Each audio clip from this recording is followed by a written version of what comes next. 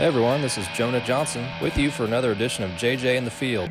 Hey guys, Jonah Johnson, Sales Agronomist with PCT Sunrise, and today we're in the middle of November, hot and heavy into harvest time.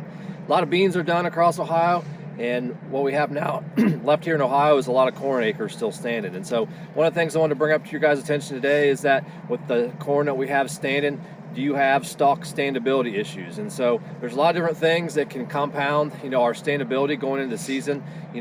My days back in the seed industry, we always talk about hybrids. If we coined them, don't let them stand till Thanksgiving. Don't make them Thanksgiving corn.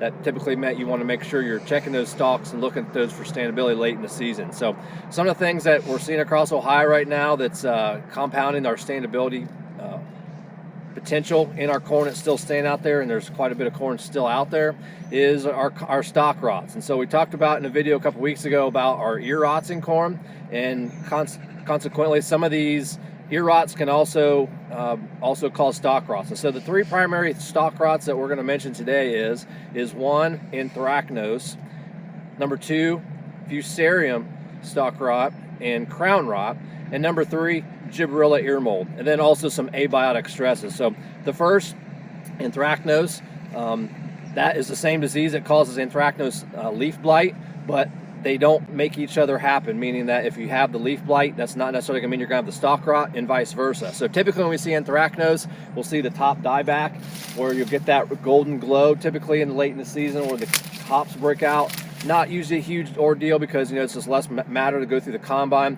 But when we do get concerned is when we get it on the lower portion of the stalk. We'll get black, dark blotchy lesions, and then inside the stalk you'll see black hollow core to the stalks, and essentially leaving very less material in the stalks. When we see this infection occur, is typically a lot of these diseases are vectored at the silking time. So when you have wet, moist, humid conditions with a little bit of heat, those can vector those diseases in, and they can also overwinter in corn stalks as well. The next disease, fusarium. Fusarium will leave stringy hollow pith inside the stalk. You typically can go and not scrape that disease, those pustules, off of the outside of the stalk if you do see them. This disease causes crown rot, and so that's been a popular word here the last couple of years. Guys concerned about certain hybrids have less or more sensitivity to crown rot.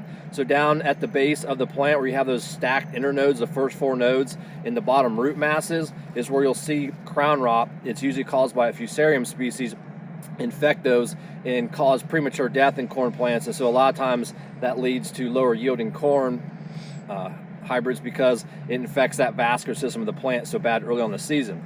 So then the question gets reason, can't my seed treatments help against fusarium species? And answer is yes, of course, but like we always say, seed treatments by the dilution effect peter out, if you will, inside that corn plant after about the V4, V5 growth stage. So if we have that infection persisting in the soil, wet humid conditions through the summer, then a lot of times it's followed by drought conditions like we had here in Ohio this year, perfect storm for that.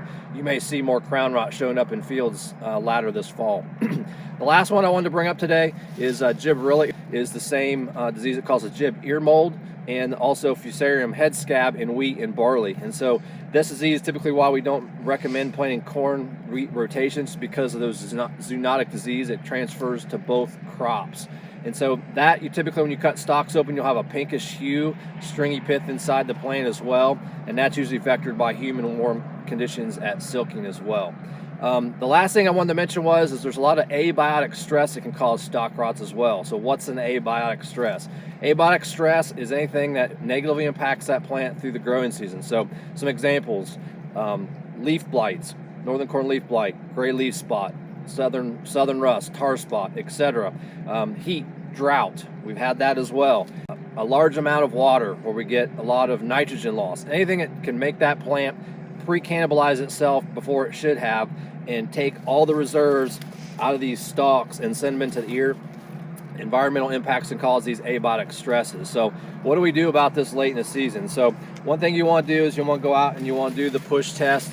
Can I push those plants at 20 degrees and will they snap off? And hopefully you'll know very quickly if you have that problem. Another thing you can do is you can go up to the plant and you can pinch those lower stalks, and if they're squishy in between these internodes or they're very fragile at these internodes, and then the next best thing is to do is take your knife and cut those plants in half, and you look for all the different pictures I insert in this video that show the different diseases. Obviously this stalk is pretty healthy, but you can note here at the bottom it's somewhat stringy. Those are just some examples of where you can see some abiotic stress, but nevertheless, just be cognizant of what you may see out in your fields this year, because as we get later into November here, and if we start getting some wind events and you got some weak stalked corn, or if we have weak shanks that also can be associated with these and would cause ear drop, I want you guys to be cognizant of that, so hopefully we can encapsulate that crop before, God forbid, it ends up on the ground. So if you have more questions on the topic today, follow up with your local Sunrise ASA or anybody on our PCT team. This is Jonah T. Johnson with PCT Sunrise. Thanks for watching.